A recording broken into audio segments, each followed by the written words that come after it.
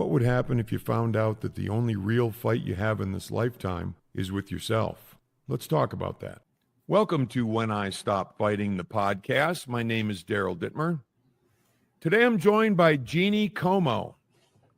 Jeanne is a metaphysician, evolutionary astrologer, and life, soul, purpose coach whose journey took her from 35 plus years as a Fortune 500 global executive in information technology leadership to guiding people toward their most authentic lives.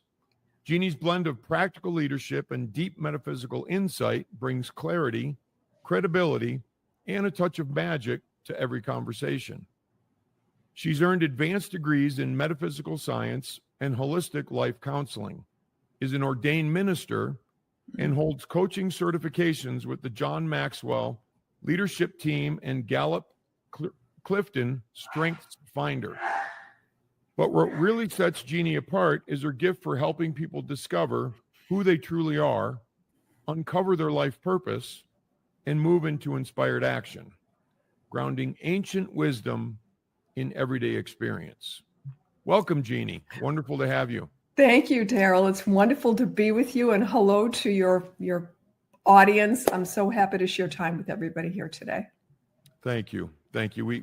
We're fortunate we had the chance to meet on another podcast, which I thought was very, very cool. Wonderful experience, both of us, and just, getting a chance to get acquainted. Yes, that is philosophical entertainment on which I'm a co-host. So it was great to meet you there just a little over a month ago. Yeah, that was very cool. I enjoyed that interaction immensely. So a couple of things caught my eye here. When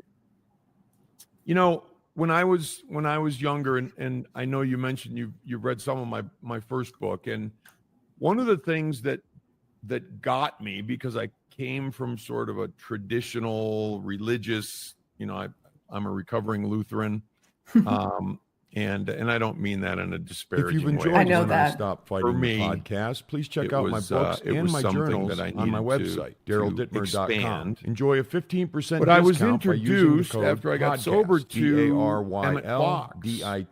and he talked as an author and his books, and he talked about the metaphysical. Yes. And I'm like, am I allowed to believe in that? Am I allowed to read about that? Because it goes against, sort of what I was brought up to believe. And so the metaphysical always gets me. And as I looked up the definition, it just means beyond physical, right? Yes, it means beyond physical, but metaphysics seeks to understand the nature of reality itself. It seeks to answer the question, why are we here? And it seeks to invite us into our own experience. And religions, we'll break right into the conversation of religion. I was raised Roman Catholic all the way through to the point where I had my first confirmation, and Mom said I didn't have to go to church anymore if I didn't want to, but she had already told me that God was everywhere. And so I said, well, why do I need to go there? And so I stopped going there, and that's yet another story. However, God truly is everywhere. And it wasn't until much later in life that I came into all the right folks and the right teachings that brought me into the world of metaphysics. Everything is energy. Everything is energy. Everything is vibration. Metaphysics ties into that. And religion definitely, in periods of time in history and coming up, has had its role. If we didn't have religion to organize people to some level of faith in spirituality, they'd be void of it, and there would be chaos, because faith is very real, and tapping into your spiritual essence is needed for the soul. And so religion served a very real purpose, and it still does today for people that feel the presence of the spiritual through the religious teachings. I think that that's wonderful as long as everybody taps into religion. And so I too had come across individuals that were Christian that said, oh, astrology, that's the devil. Oh, metaphysics, no, you're turning your eye away from the Bible. That's really not the true Bible. That's not the message. So not to take on the Bible because it is a sacred text, and I firmly believe and I love all the wisdom in it, but it is the greatest philosophy book that was ever written, right? So there it is in all of the ancient texts. And if we walk away from the literal essence of what the Bible says and we bring it into the allegory, we see the stories. We can even go to Genesis. In the beginning was light. Light, my friends, is consciousness. It is consciousness. Consciousness is that thing that connects us to universal consciousness, to spiritual energy that is everywhere. So there's that word energy again. It's light, it's energy, it's electricity, it's vibration, and everything vibrates. And no, I want to roll, Daryl. I've just got to share this one last part, which is we're comprised of 99.9999, I think there's 4 nines, maybe 6%, air, nothing. The rest is matter. It's all energy. And so a little bit of teaching for the audience.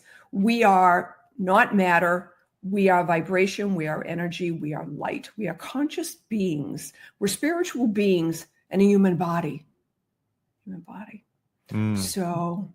Yeah, 100%. I couldn't agree more. And it's interesting because when I was younger, and we're having our organic conversation, which I love. We'll just see how it goes or where it goes, because I think that's the coolest part. But I felt like, and as I look back, I looked at, and I agree with you 100% as far as religion goes. I think it does wonderful things for people and can do wonderful things for people. There's no doubt.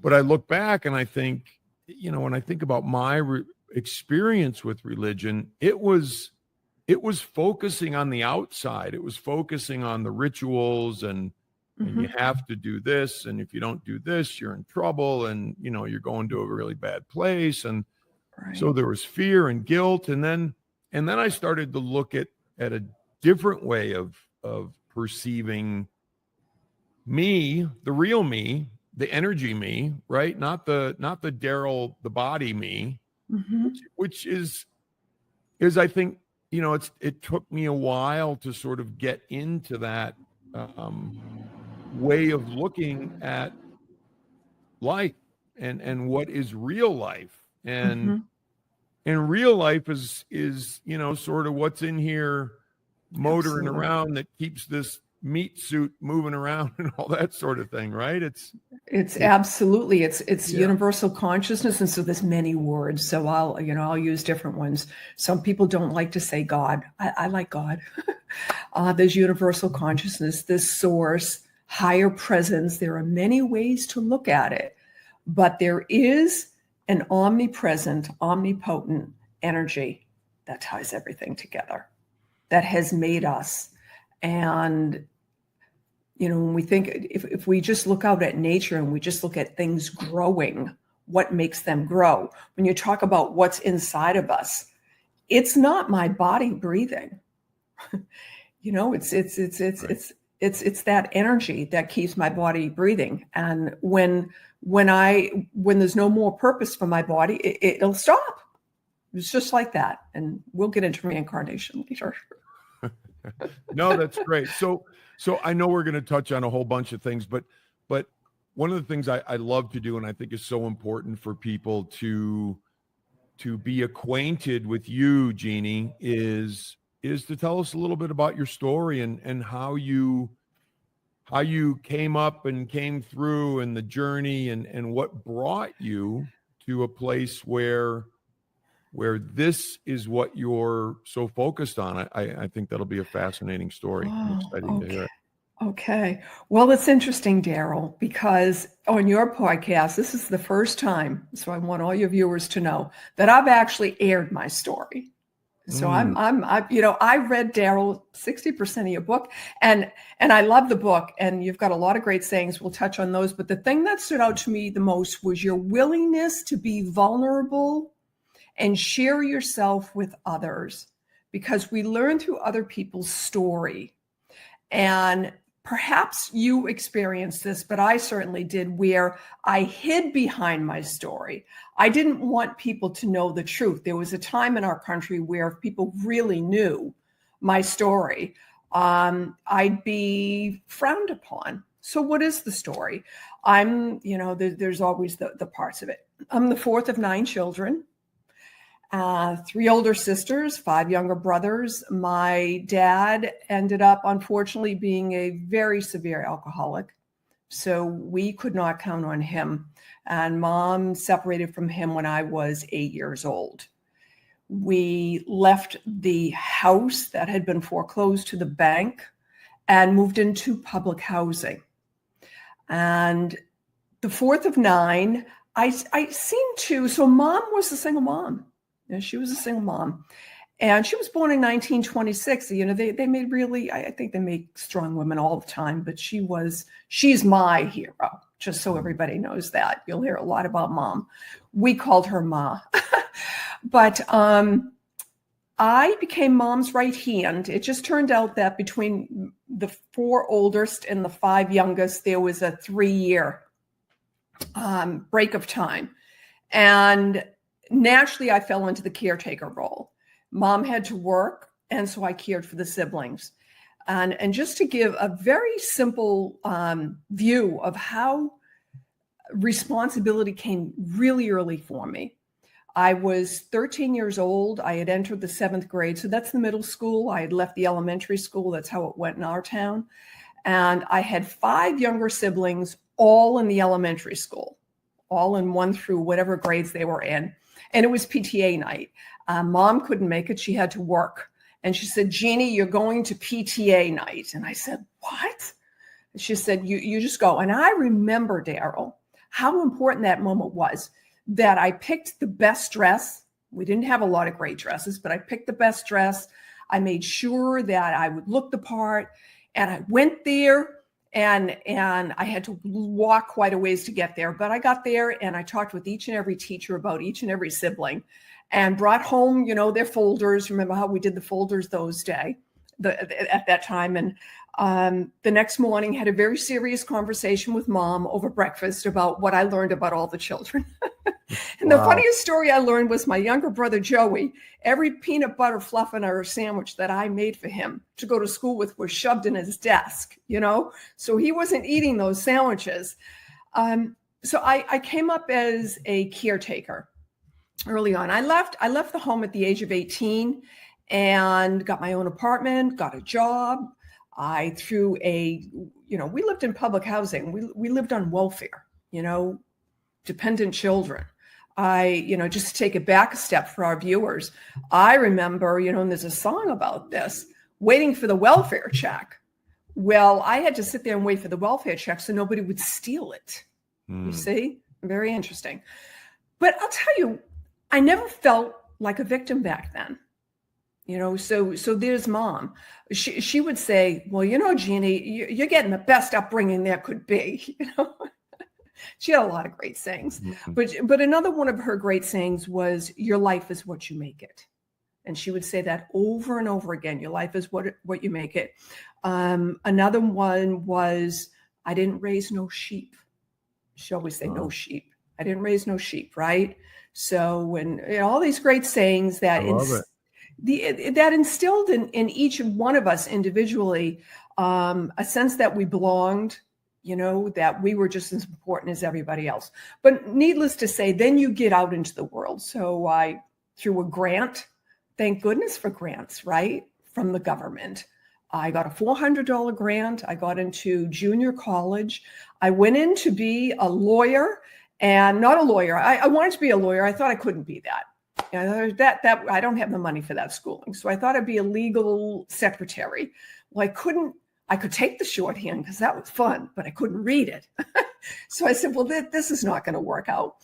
And I decided to take the business course. And that's our earlier conversation on business. So I landed in business administration accounting, and I really excelled in that space. So life went on, and I, there's many, many stories in there.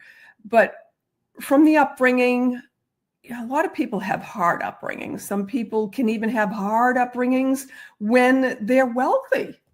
Sure. Wealth doesn't state the story, but to have a strong role model and a strong mentor certainly made a difference as I went on into the world. So that's the short version of it, Daryl. No, thank you. Thank you for sharing that, Jeannie. I sometimes it was so, when I wrote my books, it was so, I want to say relieving, maybe, to just share and just say, here I am, and like it or not, here's what happened, and what continues to happen, obviously. But there's an element of that I think that's very freeing, right? To Yes. tell our stories, especially in light of the fact, and you and I were talking about a little bit before we hit record, that it really is to help people. We really want to help other people have a better experience. Absolutely. Right? The sting that stayed with me for very long into my life was coming from the projects. That was just, I had friends that couldn't hang around with me because of that. So there was really that. And then I entered the corporate world. And I'm meeting people that had been to an Ivy League college. I remember trying to find in the dictionary, what's an Ivy League college? I didn't know, right? Yes. And so they say, well, where did you go to college? And so I named the state school, and that never seemed to really fall. It's like I couldn't seem to get in their crowd. So like everybody, I went through the 20s, I went through the 30s. I'm not going to go all the way to where I am, but I was self-taught. And so I got into technology. And how did I do that? I left the home. I got a job, did the community college, never graduated the community college because the grant only covered 2 years. And I flipped majors after the first semester. So then I didn't have the degree. That didn't help things either. I never seemed to get that either. Because, I tried with night school, but work was too much. But I taught myself technology, which is really interesting. I ended up working for an oil company in Boston. I was born and raised in New England, worked for an oil company in Boston, and they had at the time a microcomputer. And there were a lot of cassette tapes. Maybe some of our audience remembers the cassette tapes. And I'd take them home and I'd be listening to them, and I'm reading an operating system manual because I find it really quite interesting. And I want to be able to tip all those lit up buttons and boot the machine. I think that this is really cool. I'm 26 years old at this point, and I'm supervisor of the billing department. So I came up pretty quick. And I remember my mom saying to me, because I was spending Saturday afternoons listening to tape recordings, she's like, you need to be out there, go out there and be with people. And I said, no, Ma, this is more important than that. So I knew that I was responsible for myself, that I had to take care of myself, and that doing these things would help me do that.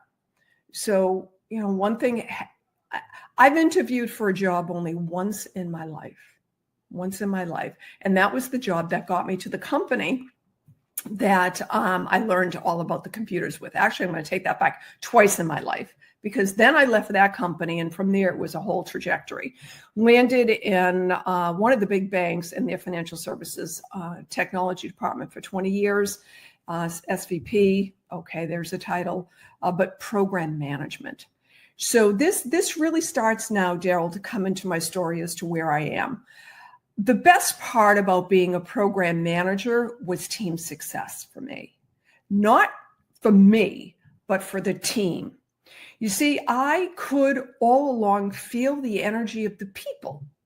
And I could feel if people were coming to work with something over them, family situation, tough times out there, and also coming up with certain energies. And so my goal was always to lead the team's success. I happen to be very good at it, and in technology, particularly in management, and lead them to success so that I knew they'd go home feeling better, and then the whole family. See, I didn't even know metaphysics at the time. And so what propelled me through my entire career was working with the teams. And I happen to really like technology. I have a strategic mind. So I really did like that part, and program management. And how that got me into metaphysics, because there's so much to talk about, is, not to age me. Anybody can find my age. But, Oprah Winfrey, she was tremendous, because that was before we had the internet. And she started exposing us to metaphysics in an interesting way, in different authors. And so we could buy books. And I was always drawn to astrology. Back from my late teens, I had Linda Goodman's, and that was a best time seller in 1968. But I had her book, Sun Signs. And I used to love to tell people about their astrology. And even Chinese astrology. I get into, well, what year were you born in? And I'd create custom reports and special reports. So I was coaching people all along. I didn't even realize I was doing it, but they loved it, and it was really very helpful. So astrology just seemed to be a hobby at the time. But then there was always that feeling of energy that I felt from other people. So COVID came along. We all have a COVID story. But before COVID came along, I had moved to Florida, and interesting dissect over to the religions for a moment. So I was raised Roman Catholic, left the church, never went back. I was introduced to some people that exposed me to non-denominational Christianity, and I thought that it was wonderful because its message was love, and the fear wasn't there. The fear of Christianity wasn't there. It was more a message of love. And so I went through a number of years with that and did some Bible study groups and went to, had some churches that I would frequent in Southwest Florida, and eventually felt satisfied with that. And that was right around the time I'm coming into different authors. My favorite authors, Catherine Ponder. She was a metaphysician. She prescribed metaphysical treatments to people. Sayings. We're going to talk about some of those here today. And I thought, that is so cool. I want to do that. I had no idea how to do that, but I knew that I wanted to do it. Life goes on and work is really busy, but COVID comes along. And it was like August, September of that year. And I went on the internet and I said, how to do metaphysical treatments. And right up popped the University of Metaphysics. And that was the first link, and that's where I went. And the creator, he's now passed on, Dr. Paul Leon Masters. I've learned everything through all of his teachings. They are real. The message that I love of all of them, and what tells me it's real, is go within. If you're working with any coach, counselor, energy healer, anybody that doesn't tell you to go within for the answers, you're working with the wrong people, my friends. I remember a great quote I heard on Oprah Winfrey, and she talked about going into counseling sessions. I've used counseling, but I crossed the river, and that was her message, and I knew that message. We can either get into a counseling session, so metaphorically, the boat, the canoe, go up and down the river, and people will be just thrilled to take our money, right? Or we can get into that canoe with the right person and know that the destination is the other side. The other side for this journey in life, you see, because life is always going on and there'll always be more journeys. And we may get to that other side and be able to stand tall for some time. And then there may be times where we're going to need to get back into the canoe, but always to cross the river. And so it was COVID, and I entered the University of Metaphysics. And what pulled me in, Daryl? So I'm on a roll. What pulled me in was a program that Dr. Masters had, theocentric psychology. And theocentric psychology is God-centered psychology. It's God-centered living. I wanted it for me. That was really my impetus. I wanted to feel that. I had met a woman years ago who was so in tuned spiritually to her essence that she cried. And I felt the sincerity, and it made me cry to want that feeling of being so close to the energy within me. And I knew that that was an inside job to get there. And so theocentric psychology was my ultimate goal. And in order to get there, all the way up to that, I went through the bachelor's program and I became an ordained minister. I didn't know that that was part of the program, but I've since performed my niece's wedding, and that was beautiful. Very cool. Very, very cool. And then I went through the master's in metaphysical science. That was very cool. And because I had not completed college in my whole life, I had to write a thesis for the first time. Well, I had no idea how to do that, 10,000 word thesis, but I certainly did that. And then the next step was the theocentric psychology. And that was right around the time that I knew I was going to leave corporate. It was time. It was time to leave corporate. And I knew, though, that I wanted my PhD in metaphysics because I was going to start my own business. See, there were things happening on the side that was bringing me up to this. Remember, I always wanted to, since I read about Catherine Ponder in 2015, I wanted to prescribe metaphysical treatments. So how do I do that? And that will be the business that I'm now serving humanity through, that we'll talk about. And so I went for a PhD in holistic life counseling. And I currently have that. So holistic. Well, it's the whole. It's the whole of everything. Mind, body, spirit. It's the essence of metaphysics. And that's a beautiful thing to have. And just to close off the story, I guess, with the theocentric psychology, in case anybody's wondering, the University of Metaphysics is having a major graduation next year. They haven't had one in 10 years, a cap and gown. And that's in Sedona next year. And I'm currently working on now my 15,000 word dissertation. So this will be my second dissertation, and for that particular degree. So I'm on full trajectory, and I guess I'd close my story by saying it's not where we've been, it's where we are, and it's where we're going. That's where we're going. And truly, I'm blessed for everywhere that I've been. I'm blessed for that childhood because I wouldn't be me. Right.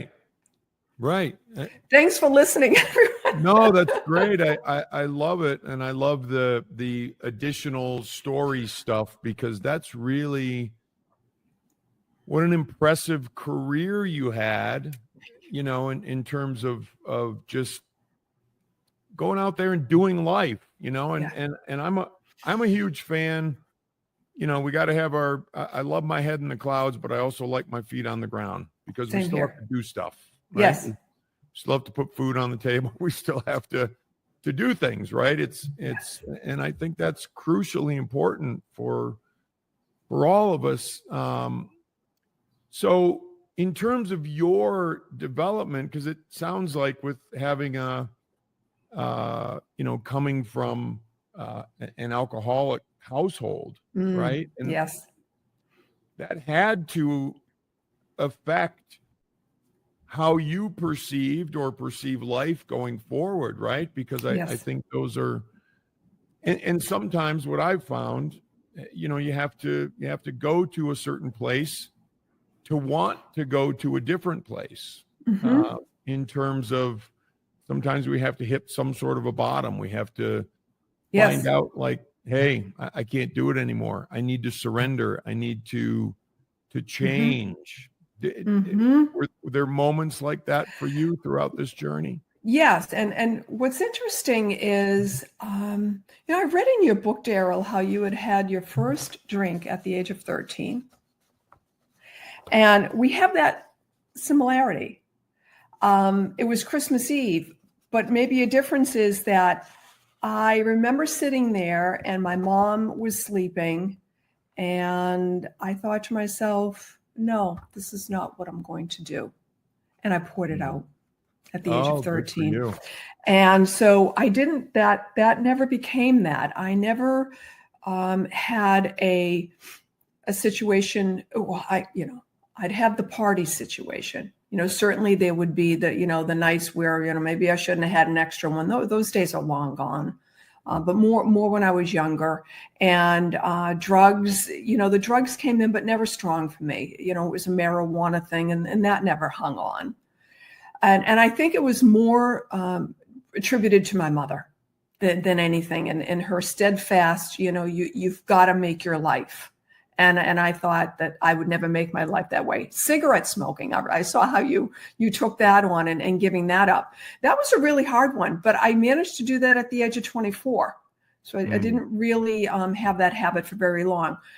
My probably work, a lot of work was my thing, because it kept me focused, it kept me grounded. But then, for the women in the audience, and because this is more of a woman thing, when you have an absent dad, it does something to the women's psyche. You don't have a great male role model. Okay.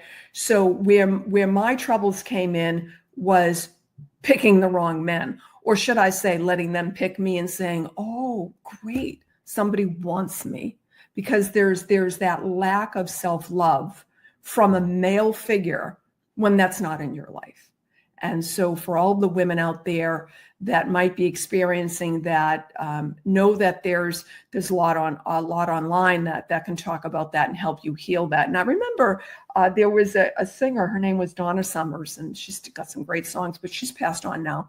She wrote a great story, and she did a great interview about how that was her story. And so, Daryl, here we are telling our stories, and now it's just coming to me that hearing that story from Donna Summers, it was exactly like mine, helped me so much. It helped me so much, because I understood that was a thing then. I didn't know that was a thing. And so along those lines, I think I've done much better now. But so, yeah.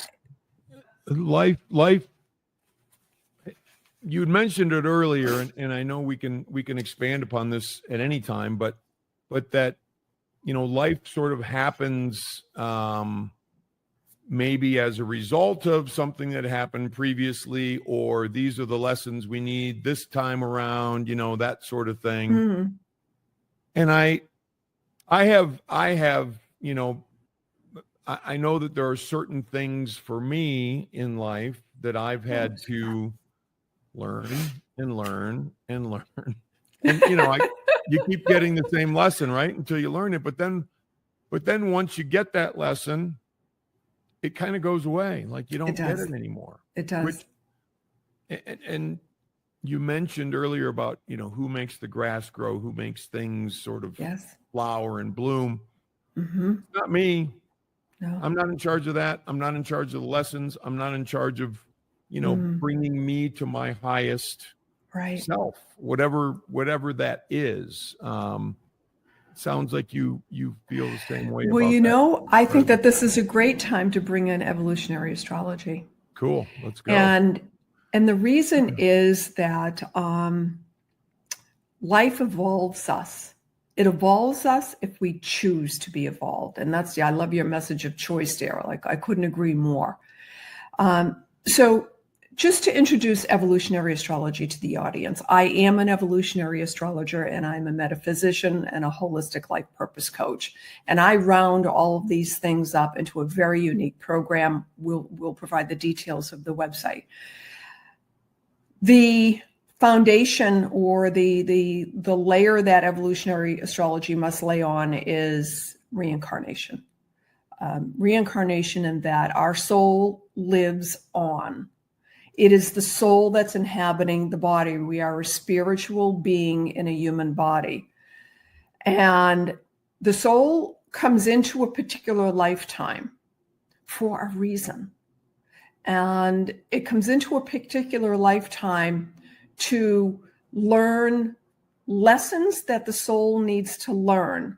Ultimately, we evolve to the point where we don't have to come back to an earth body, a human form, because we've just evolved. And by the way, those masters, such as Jesus, Buddha, they come back to help us. These are enlightened, evolved masters. However, I'm trying to go to the very essence of evolutionary astrology. You've all heard of astrology. I got to believe that. And you've heard of sun signs. So you might read a sun sign blog where it says, oh, you're a Leo sun. I happen to be a Leo sun. You're a Leo. And Daryl, what's your sun sign?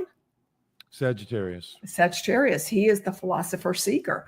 Okay. So you read about the sun sign, you say, that doesn't sound like me. That doesn't sound like me. So first of all, with astrology, your sun is who you are. I don't know. My nose is so itchy. Your sun is who you are. It's your radiant core, but there's much more going on about it that flavors it. And astrology speaks to that.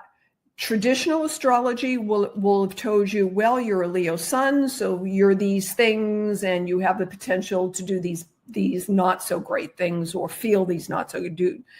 Same with Sagittarius.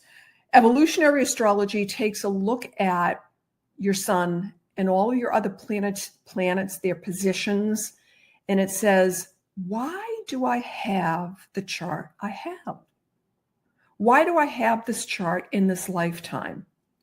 What energies came in so that I will evolve my soul, I will heal my soul, and eventually I will reach enlightenment, because that's the ultimate. And that enlightenment, we all go back to the one essence. We all go back to the one, which we're all part of the one, but we feel fragmented because we're still going through these life lessons. I can say that in brief. With evolutionary astrology, I can see in a person's chart through what we call the North and the South Node and the Pluto position and Chiron, what wounds came into this lifetime with an individual, and therefore what energies you're faced with. Why do I keep doing that thing? Why do I keep feeling these ways? Why can't I seem to get my life in order? Well, there are cosmic energies that are in your sphere. And with evolutionary astrology, I can show you what they are. I can show you what we call the high road. I can point out where you are at any point in your life. Let's say you're 21, you're 29, you're in your 40s, your 50s, your 60s. What it is you are to be focusing on at that particular point in your life. And the reason that this all happens is not the reason, but I meant to say, the thing that transcends death and rebirth is emotion. And so I talked a bit about the South Node and the North Node. The South Node is a point in the astrology chart that we're all comfortable at. We just want to stay there. That's the thing that keeps us on the hamster wheel. That's the thing that keeps us doing the same things over and over again. But everybody guaranteed, feels a calling for something more. There's something more. I call that the North Star. A lot of people call it the North Star. But in evolutionary astrology, it's your North Node. And Daryl, I'll just because of time, I'll close this message about evolutionary astrology. Everything in your birth chart will play out, whether you know about it or not. It's all happening. It's your music and it's playing. And Maya Angelou's, one of her great quotes, I think, is, when you know better, you do better. When you know your stars, which is my tagline, when you know your stars, meaning when you know your birth chart and you know what's happening in the sky today that's triggering points in your birth chart, you know what cosmic energies you're dealing with at any particular phase in your life, and you're able to understand it. You're able to understand it from a broader picture. My North Star is over there, my North Node. This is what I came here to do. Now I'm going through this particular time. Okay, I get that now. And I get that it's a period of time. Or I get that I was born with this energy aspect that's going to always make that thing in life difficult for me. But you know what? I know that now.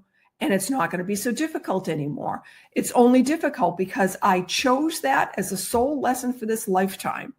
When you know better, you do better. And this is what I expose through a person's Know Your Stars chart reading. Daryl. Very, very interesting, Jeannie. Very interesting.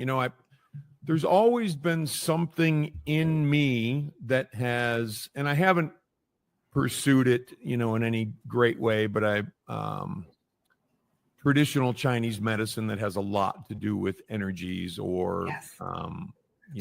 The astrology. I've bought astrology books, and it's been a long, long time, but I'd read them and I'd be drawn to them, and I'm not sure why, but I think it's.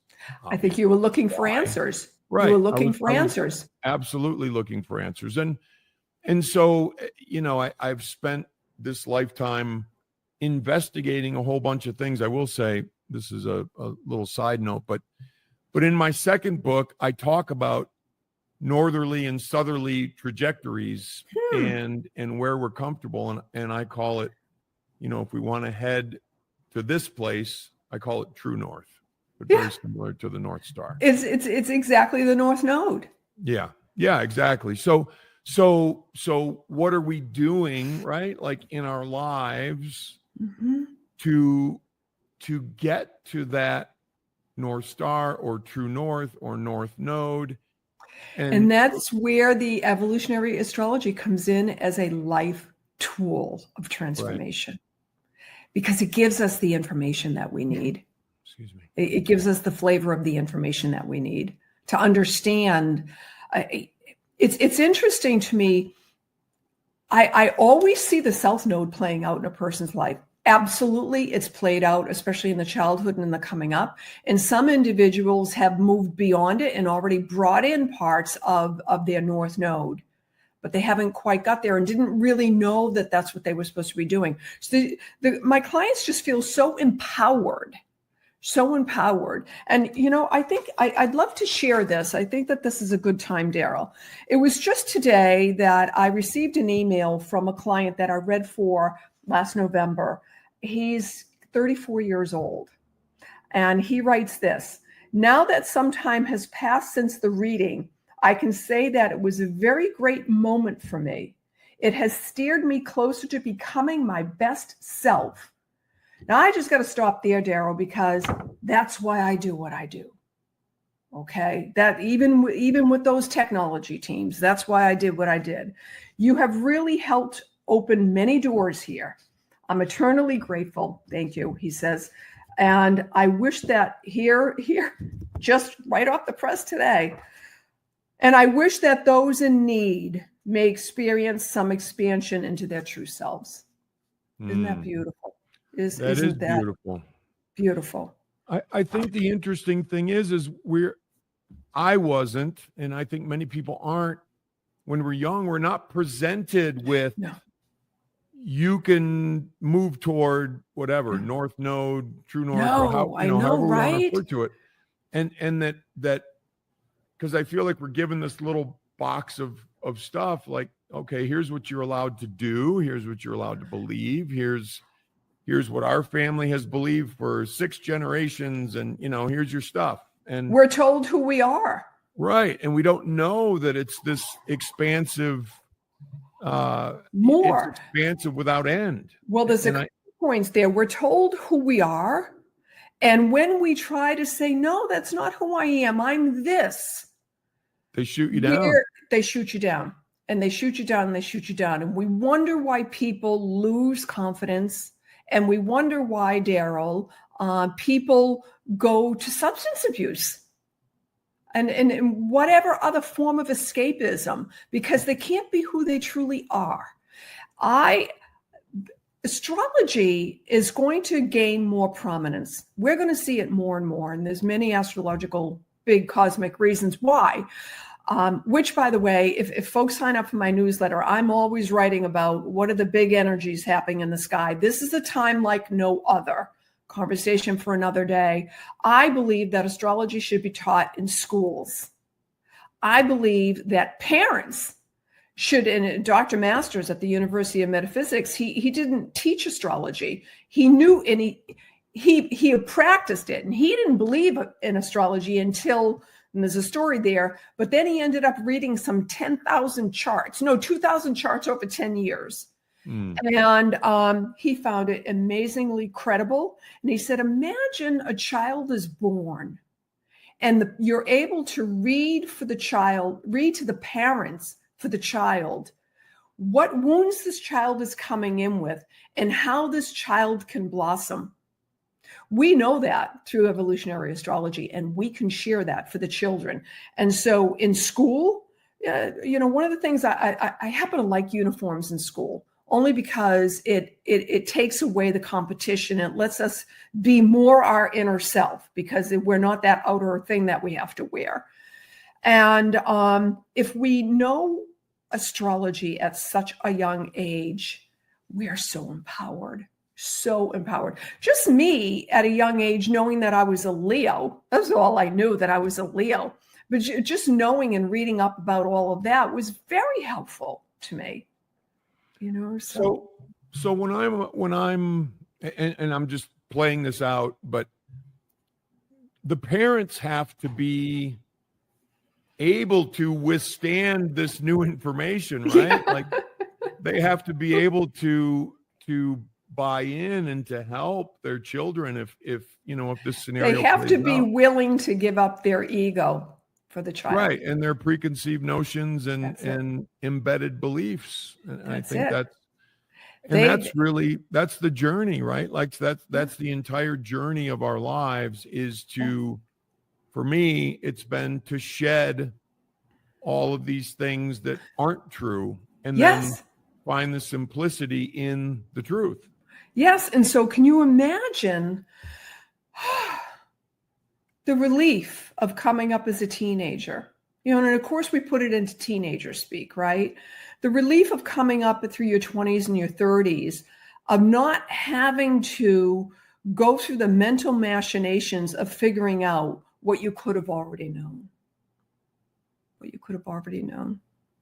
Right. It's very powerful. It is very powerful.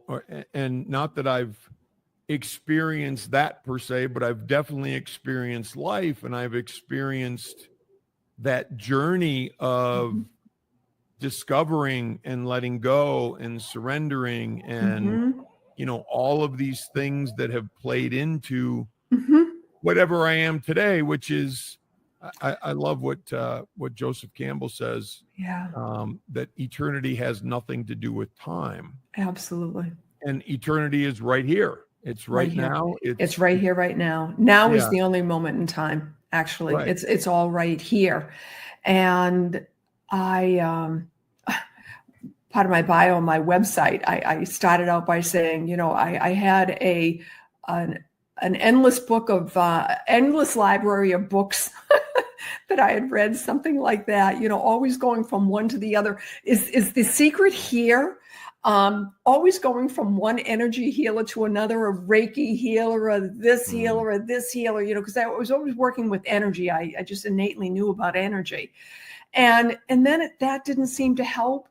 But it was only when, when I finally connected with myself through theocentric psychology, and then non-denominational Christianity was really very much a lead into that. It was very much a lead into that.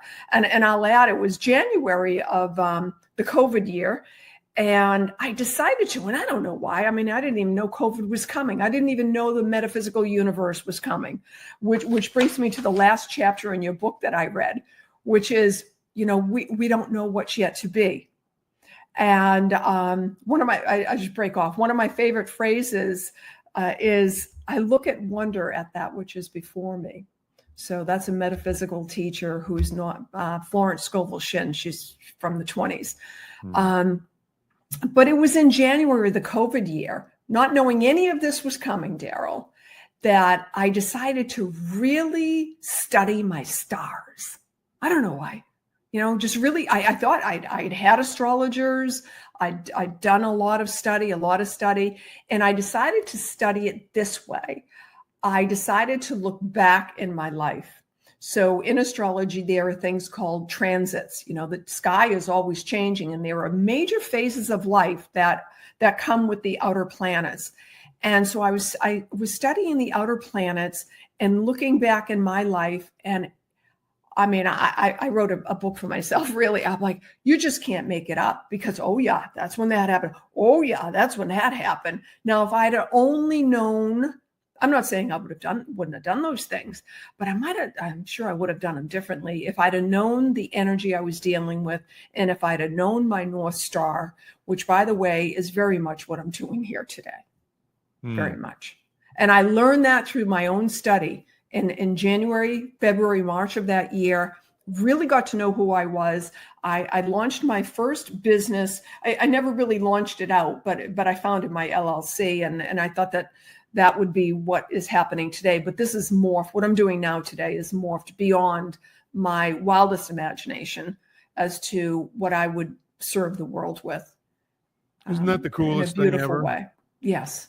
Yes. How it takes on a life of its own. Yes. And for me, and it sounds like for you as well, Jeannie, you start to feel like you're just being led through the process, right? Seems, and I think that's a beautiful thing. And I have found that to be a beautiful thing in my life because I don't have to grab it and, okay, life, here we go, and I did a lot of that. And me too. And I had to do that because I guess, because that's the way it happened. But also because that was the only way that I knew. The only way I knew was grab life by the horns. And that was it, Daryl. If I'm not doing it, nobody's going to do it for me. And I think there's an advantage to me to people who don't grow up with things handed to them where they have to figure it out. I think that's crucially important to a life where I could look back and say, that was a really cool ride. Absolutely. Sounds like you feel that way about your journey. I do. It's great. It's the whole thing. The whole thing is great. And yet I'm fully aware that our listeners aren't where we are yet. But I certainly, and I know you do too, Daryl, seek to serve as examples. Absolutely. As examples that all I'm here for at this point. And it's what everybody is to be here for. That's the other important thing. Religion teaches that we ought to serve. That's true. We are only here to serve each other. After all, we are all one. We're all individuals. That is true. And there's a whole conversation behind that, but we all are part of the one. We are our neighbor. And, whatever we think happens. Whatever we think happens. I can't say that enough. Now, I'll go so far as to say, though, it's not like The Secret. If I sit here on the chair and I just think and I visualize really hard that there's going to be a fabulous car out there, that the car is going to appear. That's not what I'm saying. I'm saying those fleeting thoughts that come through your mind about you and even others. When you think bad things about others, you are sending them an energy dagger. Just know that. And know this, that dagger comes back. There's a boomerang in the world. It's energy. Energy comes back. So we are here to serve, and we have to be careful what we think about. Think only the positive thoughts, the positive energies, and that's where affirmations come in, which as a metaphysician, part of my practice, also I prescribe metaphysical treatments. That was my original goal, right? And so when I'm working with my coaching clients, we, if I could just share a little bit about my coaching program, Daryl. Sure, please. So in my, it's a nine session, and it can take anywhere from 3 to 6 months, depending on the client. Every client is different, but it's 9 sessions. And we start at the very beginning. I interview the client and I understand where the client is at this moment in life. And I write the starting story. And I've collected through the interview the vision of what the client feels they are and want to be. They've got a sense of that North Node, if you will. So I write the starting story. The client gets to edit it. We file it away. We put it away. We go into evolutionary astrology, a couple of sessions on evolutionary astrology. We really reveal who you truly are. And we uncover why you have the chart you have. Very important for the evolution of your soul. And then we move into, because as you were saying, Daryl, it's all about having our feet firmly grounded. We have to be grounded in planet Earth. We're here in planet Earth. And so I work with Clifton StrengthsFinder, and it is an assessment, but it allows us to, I like to say, now we've done your evolutionary astrology. Let's take those stars down to Earth. Let's put them in Earth speak. And I'm able to do that with StrengthsFinder. And the StrengthsFinder report is very helpful for clients to write LinkedIn profiles, to write resumes, to interview. Extremely powerful in terms of tapping into the positive energies that your soul has come forth with, and how you then use them in the world to serve, ultimate serve. And so we move through the strengths, and then I bring the clients into, okay, let's write the history of your 10-year future. So the year is 2035. I am, however old or young, as we get older, we like to say young, you are.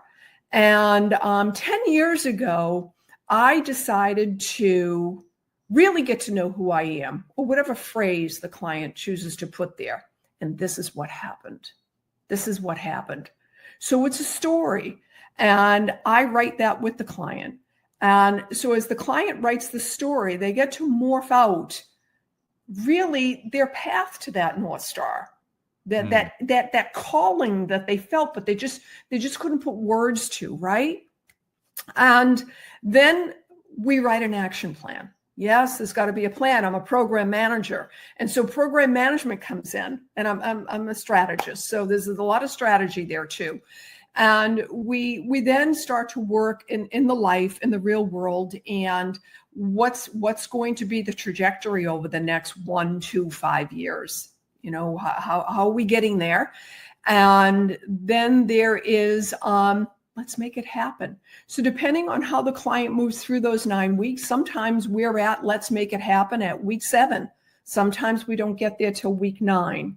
But I guarantee all of our listeners, all my clients, that the foundation of everything that comes to you through this experience is life-changing.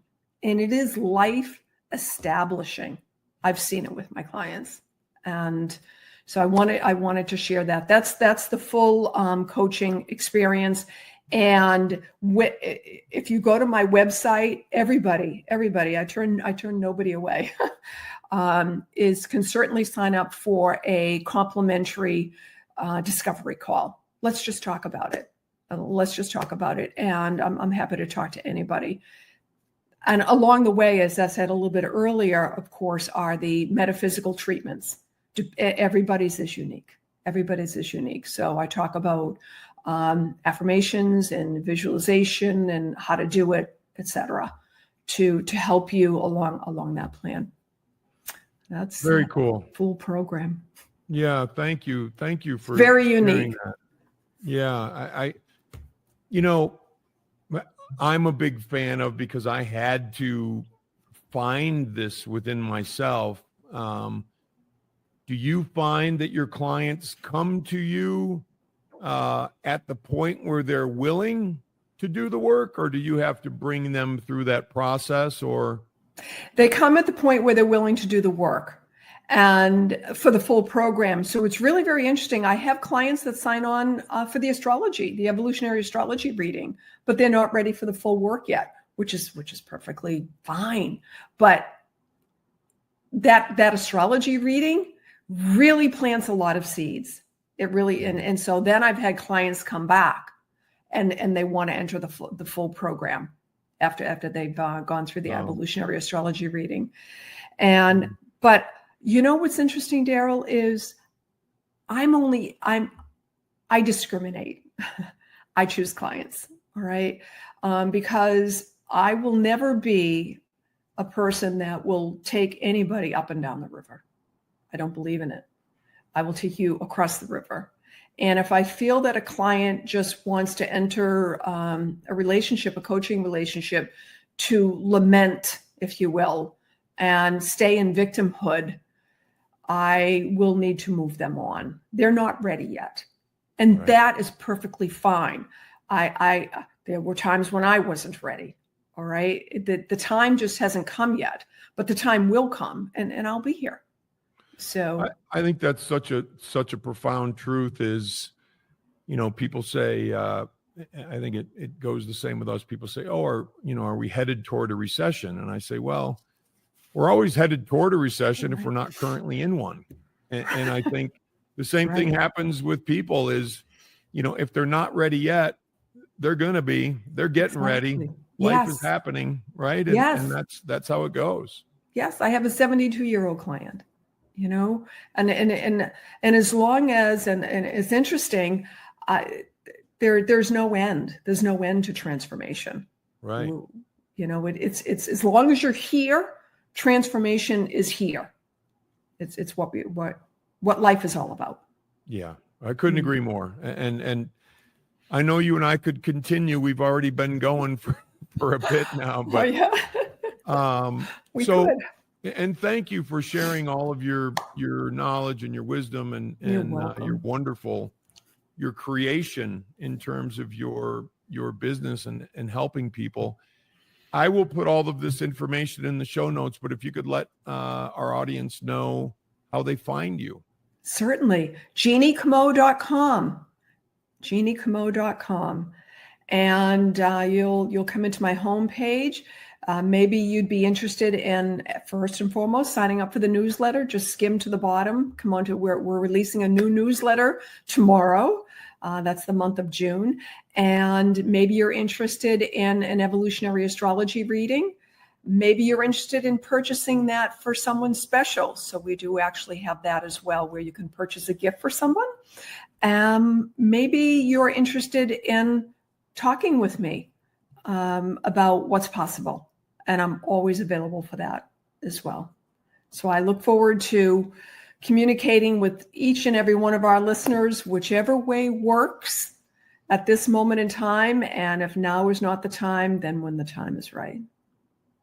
That sounds great, Jeanne. Thank you. I'm You're welcome. Personally, I am very intrigued with the evolutionary astrology. It's amazing. I've spent a lifetime exploring and learning and being, in wonder of everything that's going on and trying to learn as much as I can. And evolutionary astrology is something that I really don't know anything about. So I'm probably very gonna powerful. dive in myself. Excellent. Well, I could go on, but I'll let you close us out. Thank you so much, Jeanne. Thank you, Daryl. It's been a pleasure. It has been a pleasure, and I'm sure we'll be in touch. We'll be talking soon. Wonderful. Bye-bye now. Bye, everyone. Bye. If you've enjoyed When I Stop Fighting the podcast, please check out my books and my journals on my website, DarylDittmer.com. Enjoy a 15% discount by using the code PODCAST, DARYLDITTMER.com.